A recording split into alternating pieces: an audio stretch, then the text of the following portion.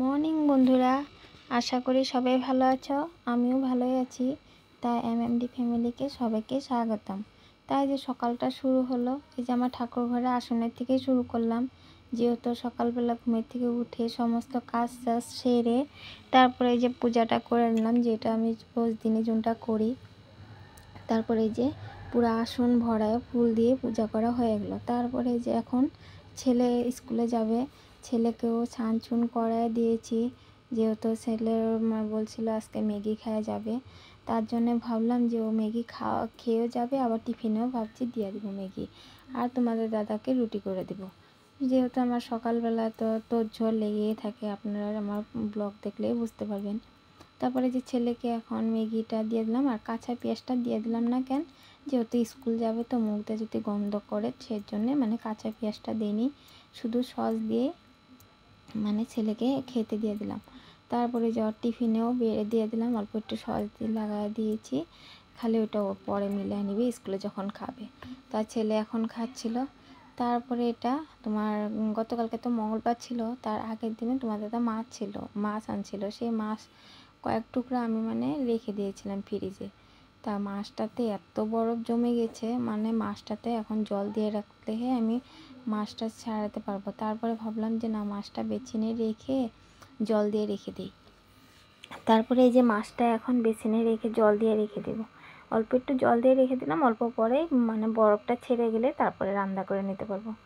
তারপরে তোমাদের দাদার জন্য আবার ভাবলাম যে এখন আর কি করব, এটা এসে করে নিই। তারপর ছেলেকেও বললাম যে টিফিনটা ঠান্ডা হয়েছে, এখন টিফিনটা আটকে বাবা ব্যাগে ঢুকে নিই। তারপরে যে আমি টিফিনটাও আটকে দিলাম, জলের বোতলটাও ভরে দিয়েছি। এখন ছেলেকে দিয়ে পাঠিয়ে দেবো টিফিনটাও, বললাম তুই খেয়ে দিয়ে তারপরে টিফিনটা ব্যাগে ঢুকে নি। তারপরে যে ছেলে স্কুলে গেল, এখন ছেলেকে নিয়ে তোমাদের দাদা স্কুলে যাচ্ছে।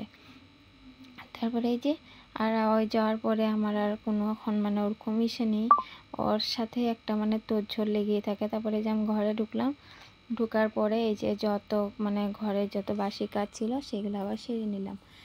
তারপরে তোমাদের দাদার বললো রুটি খাবে, সেই ওর জন্য আবার রুটি আটা মাখাই ছিল, আবার ওর জন্য 2টা শুকনো রুটি বানিয়ে নিলাম। আর আমি আর কিছু খাইনি, আমি ছেলের জন্য যা ম্যাগি ছিল সেটাই, আর ওই যে একটু আলুর দম করা ছিল, এই আলুর দম দিয়েই তোমাদের দাদা রুটি খেয়ে নিল। আর দুপুরে রান্নার জন্য যে মাছ তো বের করেছিলামই, সেগুলো আপনাদের কাছে দেখালামই। তার জন্য এই যে ভাবলাম ফুলকপি আলু দিয়ে একটা মাছ বানাই, মানে মাখো করে অল্প মাছটা বানাই। আর ওই যে কয়েকটা মানে লাউ ফুলের ফুল ছিল, সেটা আপনারা তো চিনেনই ভালো মতন। এগুলা দিয়ে ভাবছি অল্প মানে 4টা ছিল বড়া করব। তারপর আবার কি হয়েছে, বেগুনেরও অল্প একটু ইসে করেছিলাম, সেটা আর আপনাদের কাছে শেয়ার করা হয়নি। তারপরে যে তোমাদের দাদা এই ফলগুলা দেখে গালি দিচ্ছিল যে ফলগুলা খাও না কেন, পচে যাচ্ছিল। তারপরে আমি ভাবলাম না, ফলগুলারে কিছু একটা গতি করি। তারপরে যে ফলগুলারে কেটে রেখে দিলাম, আর আপেল 2টা রেখে দিলাম, পরে কেটে দেবো। তারপরে এই যে তোমাদের দাদাও বের হয়ে গেলো, ছেলেও তো গেল গিয়ে, আপনারা দেখলেনি। তারপরে আমি এখন কি করব, টুকটাক যে একটু নাকি কাজ আছে সেগুলাই সেরে নিই। যেহেতু কালী পূজাও চলে গেছে, আর এখন তো কিছু করার মানে কিছু অকেশন নেই। তার জন্য ভাবছি যতগুলো বোম বেঁচে গেছে সেগুলো বোম একটা কার্টুনের মধ্যে সব এক এক করে গুছিয়ে রেখে দিই, যেহেতু গত বছরও ছেলে ফুটাতে পারবে, এই জন্যে এগুলা সব এখন সিজিল করে রেখে দিলাম। আর ওই যে এতদিন পূজা ছিল মানে সমস্ত জিনিস বাইরে ছিল, সেগুলো আমি ভাবছি এখন এক এক করে সব সিজিল করে সব মানে কার্টুনে ভরা রেখে দেব। আর দেখতেও ভালো লাগবে, নাহলে জইতই মানে ছড়ানো থাকলে দেখতেও বাজে লাগে। তার জন্য ভাবছি না, সব জায়গার জিনিস জায়গাতে সিজিল করে রেখে দিই।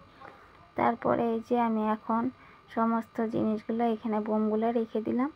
আর পরে ওই যে আমি দরজার সাইড মানে দরজার উপরে মানে বাইরের দরজার উপরে একটা ফুলের মালা ছিল, সেই ফুলের মালাটাও ভাবছি এই বালতিটার মধ্যে রেখে দিই। যে এই ফুলের মালাটা, এটাও আবার প্লাস্টিকের মধ্যে সুন্দর করে ধুয়ে দিয়েছি, ধোয়ার পরে তারপর প্লাস্টিকে ভরা এটা আবার বালতির ভিতরে রেখে দিই। যেহেতু এমনি রেখে দিলে তো নোংরা পড়বে, ধুলা পড়বে, তার জন্য ভাবছি বালতির মধ্যে রেখে দিই, সেটাতেই ভালো থাকবে। তারপরে ওই যে সমস্ত এগুলা সব সিজিল করে তারপর একটু মানে ওই যে ড্রেসিং টেবিলের উপর একটু ধুলি দালি পড়ছিল, বিছনাটা ছাড়া দিলে একটু ধুলি দালি পড়ে যেহেতু, তার জন্য ভাবছি একটু এগুলা সিজিল করে নিয়ে তারপরে এগুলা গুছগাছ করে তারপরে এই ঘরটাও একটু সিজিল করে নিলাম।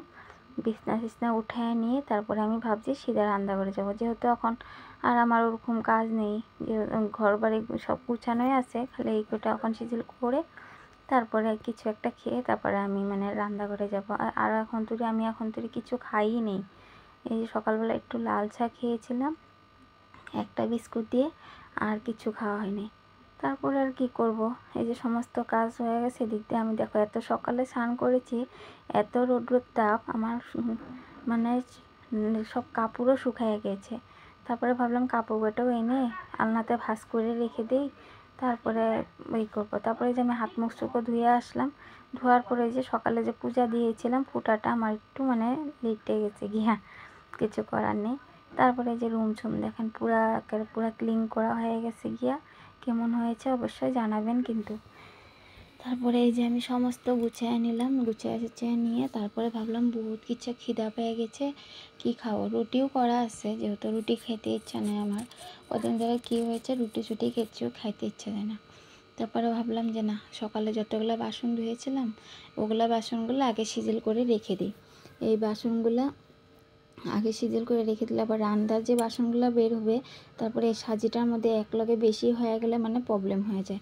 তার জন্য ভাবছি না, যোনগুলা জল ঝরছে সেগুলো আগে সিজিল করে রেখে দিই, তারপরে বাদ বাকি যা কাজ থাকবে সেগুলো করে নেব।